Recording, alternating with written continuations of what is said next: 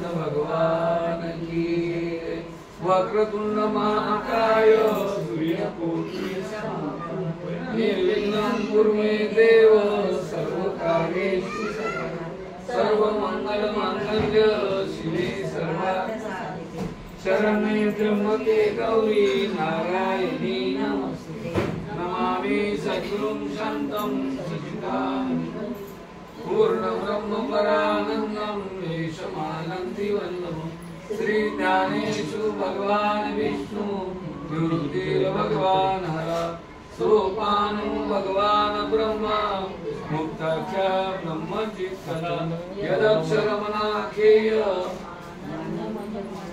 श्रीमनिवृत्तिनाथेति ज्ञातं दैवतमाश्रये वसुदेवसुतं देवं कंसचानूरमण्डलं देवकी परमा। ब्राइटनेस वरी करून लॉक कर ना, ब्राइटनेस वरी करून लॉक कर। एवढं नाही बरं, लई डार्क आहे, लई डार्क झालं।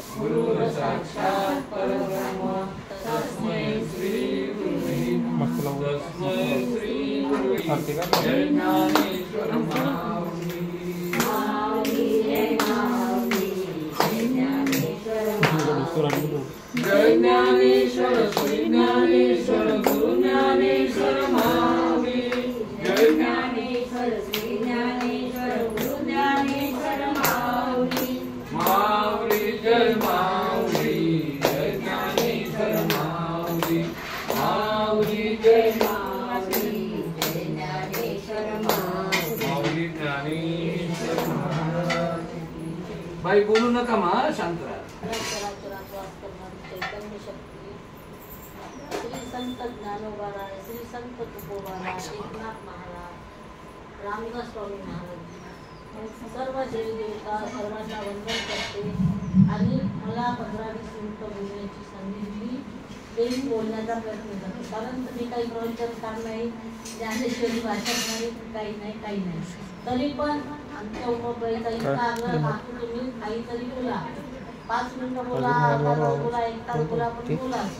पण आग्रह म्हणजे आग्रह कुठला असते, जवळच्या व्यक्तीलाच आग्रह केला जातो ना, इतर कोणाला आग्रह करू शकत नाही। कारण तर आपल्यावर त्यांची सत्ता असते किंवा आपली सत्ता त्यांच्यावर असते, अशाच व्यक्तीला आपण आग्रह करतो।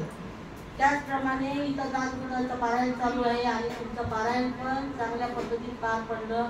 पण खरोखर सांगा तुम्हाला, जिथं म्हणजे हे गाथा गीता भागवत हे श्रवण भक्ती असतात ना, तिथं देव सुद्धा प्रत्यक्ष राहते म्हणून सांगितलं। जिथं कीर्तनाची जागा, जिथं असा देव काहीतरी म्हणजे कसं प्रत्यक्ष परमात्मा राहते। आता आपण जर वास्तविक जर पाहिलं, तुम्ही इथं बसलेले श्रोते मंडळी सगळेच तुम्ही प्रवचनकार आहे, ज्ञानेश्वरी चालक आहे आणि सगळ्यांना वंदन करते। कारण तो माऊली काय म्हणतात, प्रभू तुम्ही महेशाची भक्ती मी दुबळा अर्पित असे भक्ती। माऊलीनं स्वतःला दुबळं म्हणून घेतलं, मग आपण तर कुठंच हे होऊ शकत नाही, बसू शकत नाही। तरी पण त्या मी थोडीफार तुमची सेवा करण्याचा प्रयत्न करतो। ते ज्ञान पैदा बरवे जरी म्हणे आती आणावे, तरी या संताशी बजावे सर्वश्रेष्ठ। ते ज्ञान म्हणजे कोणतं स्वस्वरूपाचं ज्ञान आहे आणि ते ज्ञान कोणामुळे प्राप्त होते, गुरुमुळे प्राप्त होते। आणि गुरु आवश्यक आहे या जीवनामध्ये। पण आपल्याला कसं या जगामध्ये बरेच आपण प्रवचन जरी करत असलो तरी काय या जगात गुरुच नाही, गुरु आहे पण आपल्याला पाहण्याची दृष्टी नाही। आई सुद्धा आपला गुरु होऊ शकते, वडील गुरु होऊ शकते, जे तुम्हाला ज्ञान सांगतात ते गुरु होऊ शकते। म्हणजे पावलं आपल्याला गुरु मिळतात, पण त्याची जाणीव आपल्याला नसल्यामुळं आपल्याला त्याची ओळख नाही राहत। त्याच्यामुळे आपण कसं काम करतो का गुरु या जगामध्ये नकली गुरु असं। आता प्रत्येक हाताचे पाच बोट सारखे आहे का नाही, सारखे नाहीच आहे। पण तरी पण आपापल्या कर्मानुसार प्रत्येक जण कर्म करत असतात। त्याप्रमाणे ज्ञान घेणं सुद्धा आपापल्या कर्मानुसार। आपण किती जरी ज्ञानेश्वरी वाचन केली, किती पाठांतर जरी झालं, पण गुरुशिवाय ते प्राप्त होऊ शकत नाही म्हणून सांगितलं। कारण तर गुरु आपल्याला काय करतात, प्रत्यक्ष गुरु आपल्याला सांगतात, तिथपर्यंत नेऊन पोहोचतात, त्या तत्वापर्यंत नेऊन पोहोचत नाही। म्हणून गुरुशिवाय ज्ञान प्राप्तच होणार नाही। एखादं तर व्यक्ती म्हणा मला खूप ज्ञान आहे, जगातील व्यक्ती आहे, आता खूप लोक आता टीव्हीवर आपण विचार पाहतो, पण हे काय अहंकाराचं ज्ञान आहे। हे ज्ञान कोणाच कामी येत नाही म्हणून सांगितलं। जसं पावसाचं वातावरण आहे, आता पाऊस पडतो, नदीला पूर येते, काही कामी आहे का, ते प्यायच्या कामी नाही आणि वापराच्या पण कामी नाही. हे पाणी कसं आहे, वायफळ पाणी सांगितलं. तसं मनोमार्गी गेला तो तेथेची मुकला, हरी पाठी स्थिरावला तोची धन्य. जो भगवंताच्या नामामध्ये जर एकचित्त होऊन जर स्थिरावला तो धन्य म्हणून सांगितलं संतांनी. मग आपल्याला त्या संताला वंदायचं. आपल्या दैवाला आपले परमपूज्य नरेश बाबा मिळाले, आपले विठ्ठल महाराज मिळाले, पुष्कळ संत मिळाले. पण त्याच्यावर काय पाहिजे, आपल्याला विश्वास ठेवता आला पाहिजे. कारण तर तुम्हाला सांगू का, याचा विश्वास माझ्यावर एवढा आहे, त्याला 100% गॅरंटी आहे. तुम्हीच करा सगळं, तुम्हीच करा. पण तुम्ही सांगायला नाही, आम्ही सांगत नाही, तुम्हीच करा. कारण त्याचा विश्वास पक्का आहे. कारण का आपण जर याच्यावर सोडलं, आपण कोण करणार, त्याच्याच माध्यमातून, माझ्या माध्यमातून ते करून घेते, तुमच्या माध्यमातूनच, माऊली सगळ्याच्या माध्यमातून करून घेते. पण त्याला विश्वास का आई सांगणे पूर्व दिशा, त्याच्यानं काहीच हे होत नाही ते करून, म्हणजे त्याचा कसा विश्वास आहे आपल्यावर.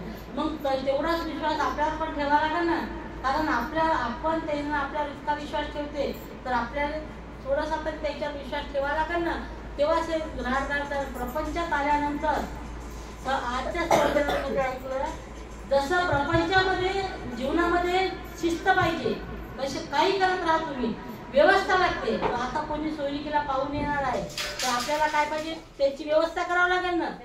पण परमार्थामध्ये अवस्था पाहिजे. अवस्था असल्याशिवाय परमार्थ होतं. आता याच्या मनातच जर दोघा चारा नसतं तर झालं असतं का त्याचं पालन, झालंच नसतं. काहीच नाही, मजुरी करून खाणारे लोक आपण, तरी पण एकामागे पाठीमागे पारायण सतत माऊली करून घेऊन राहिली. म्हणजे काय आहे, संतांची कृपा झाली आपल्यावर.